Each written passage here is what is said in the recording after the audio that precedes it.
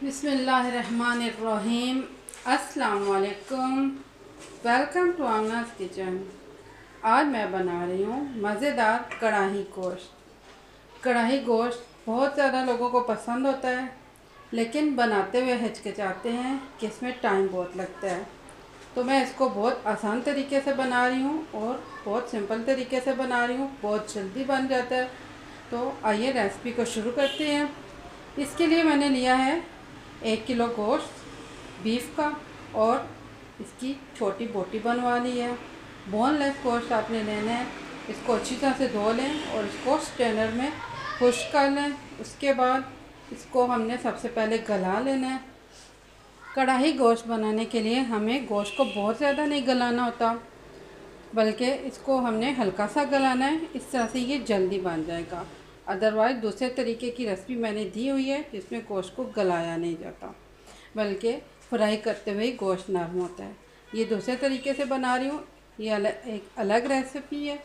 इसके लिए आपने अगर प्रेशर कुकर में गोश्त को गलाना है तो सिर्फ 4 से 5 मिनट के लिए गलाएं, 1 गिलास पानी डाल के, ताकि ये सिर्फ नरम हो जाए।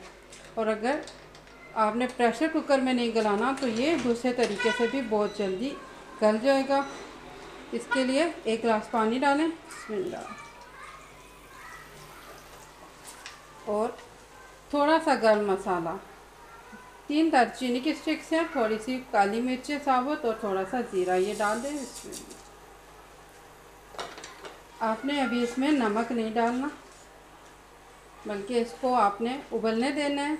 कवर कर दें। जब ये उबल जाए तो इसको हल्की आंच पे आपने 15 से 20 मिनट के लिए पका लेना है। ये नरम हो जाएगा। पकाना इतना ज़रूर है कि ये नरम हो जाए और इसमें जो बीफ का सूप निकलेगा ये खुश्क कर लेना है आपने। इसके बाद मैं बाकी चीज़ें बताती हूँ। बीफ को मैंने गला लिया है, लेकिन बहुत ज़्यादा नरम नहीं किया। ये देखें, थोड़ी सी सख्ती मौजूद है बोटी में, जो कि कढ़ाई गोश्त में अच्छी लगती है। इसमें मौजूद सूप को मैंने मुकम्मल खुश्क किया है और ये आपको बोटियों के ऊपर थोड़ा सा सूप लगा हुआ नज़र आ रहा होगा। इनकी रंगत थोड़ी सी बदल गई है। अब जो बाकी अशिया ज़रूरत हैं उनमें 4 टमाटर लेके मैंने इनको बारीक बारीक काट लिया है। 1 इंच का अदरक का टुकड़ा उसको काट लें। 4 हरी मिर्चें काट ली हैं। 3 खाने के चम्मच बराबर लहसुन का पेस्ट है। इसमें धनिया पाउडर डाला है 1 चाय का चम्मच, इसको पीस लिया है।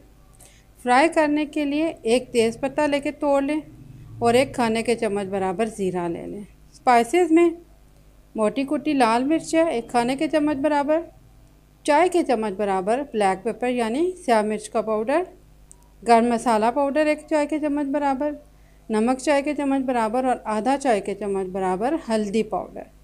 नमक मिर्च आप अपने हिसाब से एडजस्ट कर लें। तो अब इसको बनाते हैं। आधा कप के बराबर ऑयल डालें, बिस्मिल्लाह।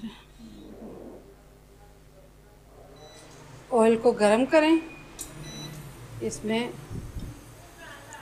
ज़ीरा और तेज़पत्ता डालें, बिस्मिल्लाह।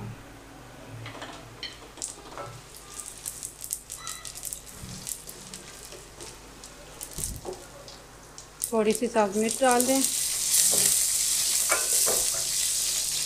थोड़ी सी अदरक डाल दें। अब आपने इसमें बीफ डाल देना है, बिस्मिल्लाह।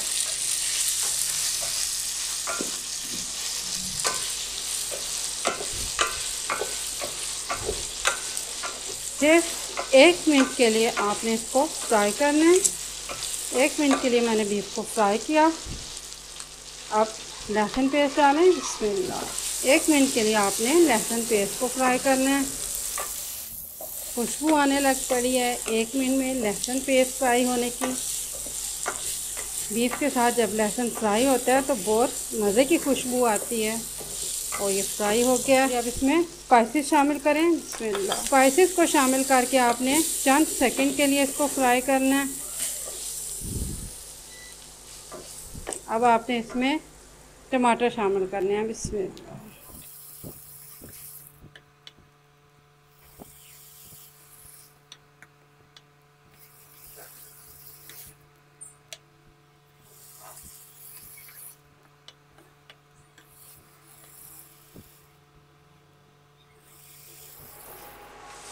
बस ये बिल्कुल सिंपल बनता है, बहुत ही आसानी से। आपने देखा सिर्फ 10 मिनट में ये बनकर तैयार हो गया।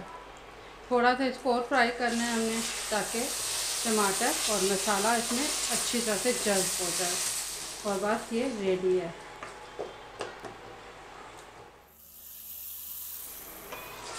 मैं अक्सर गोश्त को गलाकर यानी बीफ को गलाकर रख लेती हूँ, और जैसे कोई मेहमान आए, मुझे इमरजेंसी में सालन बनाना पड़े, तो मैं बहुत जल्दी ये कढ़ाई बना लेती हूँ।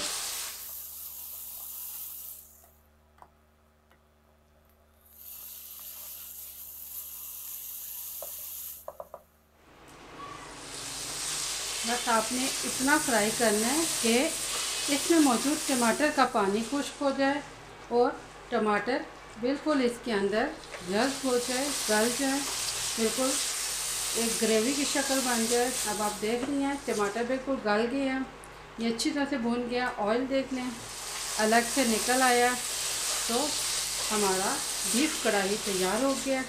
मैं इसका चूल्हा बंद कर रही हूँ। मज़ेदार बीफ कढ़ाई तैयार है। बहुत जल्दी बनने वाली डिश है, सिर्फ 15 मिनट यानी 15 मिनट्स में ये रेडी हो जाती है। तो ईद पे अपने दस्तरखान पे बीफ कढ़ाई बना के सजाएं, सबको अच्छी लगेगी, बहुत मज़ा आएगा, सबको एंजॉय करेंगे। ईद की खुशियों में याद रखिएगा। अल्लाह हाफ़िज़।